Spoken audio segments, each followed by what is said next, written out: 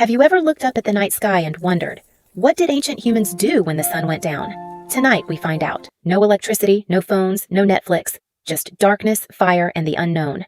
Welcome to the ancient night. For thousands of years, the night was a completely different world. Dark, mysterious, and full of life. We're talking about our ancestors, from Stone Age cave dwellers all the way to early civilizations, and what they actually did after dark. Some of what they did will surprise you, and some of it you still do today, just without realizing it. Fire wasn't just for warmth. It was the ancient world's living room, the center of community life. Around that fire, they played music, crude drums, bone flutes, and rhythmic clapping that echoed into the ancient dark. And they told stories, epic, terrifying, beautiful stories that passed down knowledge long before anyone could read or write. So buckle up. We're about to travel back in time and spend one full ancient night with our ancestors. Before anything else could happen, someone had to make the fire, and that was no easy task. Getting that first spark to catch was a moment of pure triumph, a skill passed down over generations. Fire did three critical jobs. It kept them warm, scared away predators, and cooked their food, all in one. Cooking over fire was revolutionary. It made food safer to eat and gave ancient humans more energy to think and grow. Scientists believe that cooking food around fire literally helped grow the human brain. The night became a time of mental evolution. Fire also meant safety. In the darkness beyond the flames, predators lurked, but they feared the light. The fire was their shield. The bigger the flame, the safer they felt, and the closer they huddled together. But perhaps the greatest gift of fire was this. It gave them a reason to stay together, night after night. By firelight, they created the world's first art, paintings on cave walls that told the story of their world. Fire wasn't just survival. Fire was civilization's spark, and it lit up humanity's first nights for millions of years. When the food was cooked and the fire settled low, the greatest entertainer of the ancient world stepped forward, the storyteller. These weren't just bedtime stories. They were survival lessons disguised as drama, teaching how to hunt, where not to go, what to fear. They wove the stars into their stories, using constellations as maps, as calendars, as gods watching from above. Some stories were terrifying, tales of monsters in the dark designed to keep children close to the fire and away from danger. Other stories were sacred, tales of creation, of gods, of why the sun rose and the moon appeared. Hunting stories were the most popular. Epic tales of brave hunters outsmarting mighty animals, told with full-body performance. The elders were the libraries of the ancient world. Their memories were precious. Their stories were the community's history. Every story shared around the fire was knowledge transferred. No books, no schools, just voices in the dark. These oral traditions were so powerful that some stories survived thousands of years, eventually becoming the world's first myths and legends. In a world without writing, the story was everything, and the night was when every story began. Music may be as old as humanity itself. Ancient flutes made from animal bones have been found over 40,000 years old. Imagine hearing music for the first time, drifting through a dark forest, coming from a warm fire far ahead. Drumming was likely humanity's first instrument, a heartbeat rhythm that united everyone around the fire. Dance was not just fun. It was communication, ritual, prayer, and community bonding all in one movement. Many ancient rituals were performed at night, honoring the moon, the stars, the seasons, and the forces they couldn't explain. Prayer and offering to the night sky was a daily ritual. They believed unseen forces controlled their fate. Shamans were the spiritual leaders. Through dance and trance, they claimed to speak to the spirit world on everyone's behalf. Music, dance, and ritual were not separate things. They were one ancient language spoken to the universe itself. After a night of music and ritual, the community felt bonded, connected by shared experience and collective joy. This was their joy. Raw, real, and shared. No screens needed, just sound, movement, and togetherness. When it was finally time to sleep, our ancestors didn't exactly have memory foam mattresses. They had leaves, grass, and luck. Animal skins were their blankets, thick, warm, and a reminder of yesterday's hunt every single night. Sleep was sacred. The body needed to rebuild, the mind needed to process, and the dreams that followed were believed to be messages. Ancient humans believed dreams were windows to the spirit world, a place where ancestors whispered wisdom to the living. Sometimes they woke in the night, a sound, a dream, a feeling, and lay listening to the dark, heart pounding. In those quiet, waking moments, they likely pondered the same things we do. Not everyone slept at once. Someone always kept watch, eyes fixed on the darkness beyond the dying fire. Keeping the fire alive through the night was a critical job.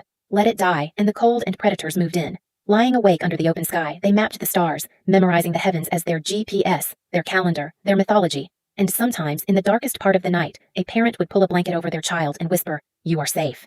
Sleep patterns were different back then. Many experts believe ancient humans slept in two separate periods, waking in the middle of the night naturally. That middle of the night waking wasn't insomnia, it was natural. They used that quiet time to think, pray, or have calm conversations. In the second wave of sleep, they drifted deep, and ancient silence wrapped around them like a second blanket. They slept through a lot, of course. Bugs, rustling animals, the occasional curious visitor in the night. Sleep for ancient humans was not just rest. It was a journey through darkness, dreams, and survival. Every single night. Being the night watchman was one of the most important and dangerous jobs in the tribe. Your alertness kept everyone alive. The night brought out the predators, wolves, lions, hyenas, and the watchman had to know exactly when to raise the alarm. One signal, one raised fist, and the entire camp was awake. Communication in the dark was life or death. They defended in packs, never alone. The group formation was their armor, their spears, their walls. If the fire and noise didn't scare a predator off, a well-aimed rock usually did the rest. When the danger passed, the relief was total. A deep breath, a look back at the sleeping tribe, and back to the watch. Night watchmen were trained from boyhood, reading tracks, knowing animal behavior, recognizing sounds in the dark. Sound was their radio. Specific calls meant different things. One howl for danger, another for food, another for all clear. The watch never ended. When one protector tired, another took their place. Survival was a team effort, hour by hour. That is true courage, standing alone in the dark so everyone else could sleep without fear. Ancient nights also meant healing time, treating wounds, applying plant remedies, tending to the injuries the day left behind. Plants, roots, and clay were their medicine cabinet, knowledge passed down through generations of careful observation. Grooming was social bonding, just like primates today. Checking each other's hair was how ancient humans showed they cared. Night was talk time, disputes settled, relationships strengthened, deals made, and love confessed under ancient stars. Bedtime stories are as old as humanity. A parent's voice in the dark was the most powerful comfort a child could know. At night, they crafted necklaces, tools, clothing, using the fire's light for careful detail work. Ancient humans gave gifts to each other, a decorated stone, a crafted bead, a carved bone, love languages as old as time.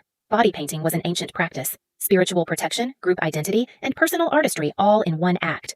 Night was school time too. Young people learned tool-making, firekeeping, and survival skills from their elders. Every great night ended or began with celebration. Success in the hunt, a new baby, a safe return. Reasons for joy in a hard world. Connection was survival. To be accepted by your group meant safety, resources, protection. Human bonds were matters of life and death. Not every night was peaceful. Arguments happened, and community leaders had to mediate, keep the peace, and restore harmony. Important decisions were made at night. Where to move camp, how to prepare for winter, who should lead the next hunt. Standing alone under the full sky, ancient humans must have felt it. That overwhelming sense of something much bigger than themselves. The sun and moon were gods to them, reliable, powerful, mysterious, demanding respect and ritual attention. Offerings to the moon, to the stars, to the unknown. Gratitude for surviving another day expressed through the only currency they had, food. The shaman entered a trance state, through rhythmic drumming and dance. He believed he could walk between worlds. They listened to the earth too. The sounds of insects, the wind, the ground itself were all messages from the living world. Sometimes the spiritual wasn't solemn. Sometimes it was shouting at the moon in pure gratitude for being alive. The handprint was humanity's oldest signature. I was here. I existed. I mattered. Left in the dark for 10,000 years. Even in ancient times, night was for mourning, honoring those who had passed, performing burial rituals under the watching stars. They prayed for rain, for animals, for healthy children, and believed deeply that the night sky heard every word. Ritual circles, chanting, ceremonial fire. The sacred night was a technology all its own, built to heal the mind and bind the community. The night sky was their Google Maps, every star a landmark, every constellation a direction, memorized without instruments. The North Star never moved, and ancient humans knew it. Following it could take you home, or to new lands with perfect reliability. The moon was their calendar. By tracking its phases, they knew when to plant, when to hunt, and when the rains would come. A meteor shower would have been terrifying and beautiful. Ancient observers had no words for it, except the divine. Some groups built stone monuments to track the moon and stars, the first observatories, built by naked eye and raw genius. They argued about the stars too, what they meant, what they foretold, which group's interpretation was right. Of all the things the night gave ancient humans, perhaps the greatest was perspective, the humbling reminder that we are small and the universe is vast. Here's the twist. Everything ancient humans did at night, you still do it all. Gather with people. Tell stories. Listen to music. Stare at the stars. Your Netflix binge? Storytelling by firelight. Your group chat? An ancient campfire circle. Your music playlist? A bone flute in the dark. We are the grandchildren of those people who sat by the fire, looked at the stars, and wondered. That wonder never left us. So the next time night falls, remember, you're carrying 300,000 years of ancient nighttime wisdom in your very bones. Thanks for spending the night with our ancestors. If you enjoyed the journey, hit subscribe. There are 1,000 more ancient nights left to explore.